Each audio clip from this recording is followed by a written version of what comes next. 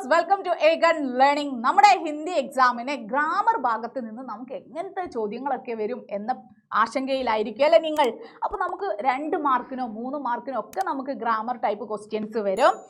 8ാം ക്ലാസ്സിൽ പ്രത്യേകിച്ച് വരുന്ന ഒരു ചോദ്യമാണ്. ഇതുപോലെ നമുക്കൊരു സെന്റൻസ് നൽകും. മേ ഊബ് ഗയാഹും. ഇവിടുത്തെ സെന്റൻസ് നോക്കൂ, മേ ഊബ് ഗയാഹും അല്ലേ.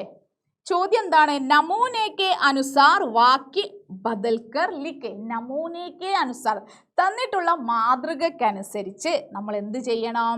ആ സെന്റൻസിനെ മാറ്റി എഴുതണം.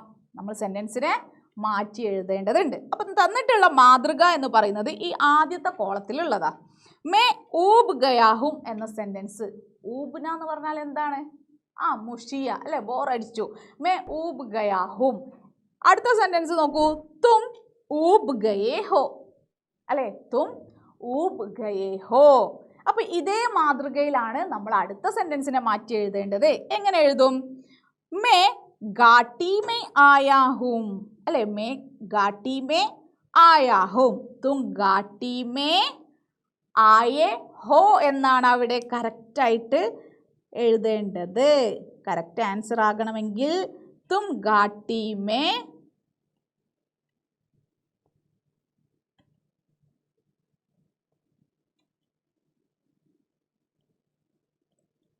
ആയേ ഹോ.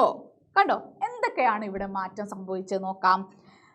നമ്മൾ ഫസ്റ്റ് ചാപ്റ്ററിലും സെക്കൻഡ് ചാപ്റ്ററിലും പഠിച്ചിട്ടുണ്ട്. ഇവിടെ വന്നിരിക്കുന്ന ഈ സർവനാമ്, മേ എന്ന സർവനാമ്, ഇവിടെ തന്നിരിക്കുന്ന മാതൃകയിൽ നോക്കൂ, സർവനാമ് മേ എന്നത് മാറി തും ആയിരിക്കുന്നു. അപ്പോൾ മേ വരുമ്പോൾ മാത്രമേ നമുക്കൊരു സെൻറ്റൻസ് ഹും എന്ന് അവസാനിക്കുകയുള്ളൂ. തും ആണെങ്കിലോ ആ ഹും എന്നതിന് പകരം എന്തായി മാറുന്നു? ഹോ എന്നായി മാറുന്നു. എന്താകുന്നു? ഹോ ആയി മാറുന്നു. അപ്പൊ താഴെ നൽകിയിരിക്കുന്ന സെന്റൻസിനെ നമ്മൾ മേ ഗാട്ടി മേ ആയാ ഹും എന്ന സെന്റൻസിനെ നമ്മൾ എന്താക്കി? തും ഗാട്ടി മേ ആയേ ഹോ. പലപ്പോഴും എന്താണ് കുട്ടികൾ ചെയ്യുന്നത്? ഇവിടെ തും എന്ന് മാത്രം മാറ്റുന്നു. ഒരു പക്ഷെ നിങ്ങൾക്ക് മാതൃക നൽകില്ല. മാതൃക നൽകാതെ നിങ്ങൾക്കൊരു ചോദ്യം തരും. മേ ചതുർഹും. ചതുർഹും എന്നൊരു സെന്റൻസ് നൽകിയാൽ മേ, അപ്പോൾ ഇവിടെ നോക്കണം നമ്മൾ ആരെയാണ്?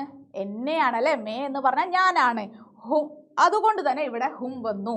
എന്നിട്ട് നിങ്ങളോട് ചോദ്യത്തിൽ ക്വസ്റ്റ്യൻ പേപ്പറിൽ പറയുന്നു, മേ കെ ബദലേ, മേ എന്നതിനെ മാറ്റിയിട്ട് തും കാ പ്രयोग കീജിയേ.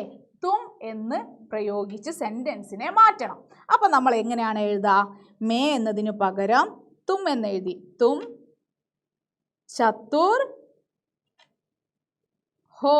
കണ്ടില്ലേ? അപ്പൊ ഹും എന്നത് മാറിയിട്ട് ഹോ ആകുന്നു. അപ്പൊ ഇവിടെ നിങ്ങളൊരു കാര്യം മനസ്സിലാക്കണം.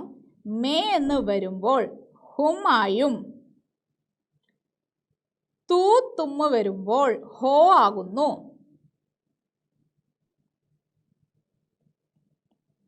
ഇനി ഹം എന്നാണെങ്കിലോ, ഹം, ഇനി അതല്ലാതെ ആപ് എന്നൊക്കെയാണ് സെന്റൻസ് തുടങ്ങുന്നത് എന്നുണ്ടെങ്കിൽ ഹേ ആയിരിക്കും. നമ്മൾ ഹേ മാത്രമല്ല, ഈ ഹേക്ക് ഇവിടെ ഒരു കുത്തുകൂടി കൊടുക്കണം. എന്താണ് അത്? ബഹുവചനത്തെ സൂചിപ്പിക്കുന്നതാണ്.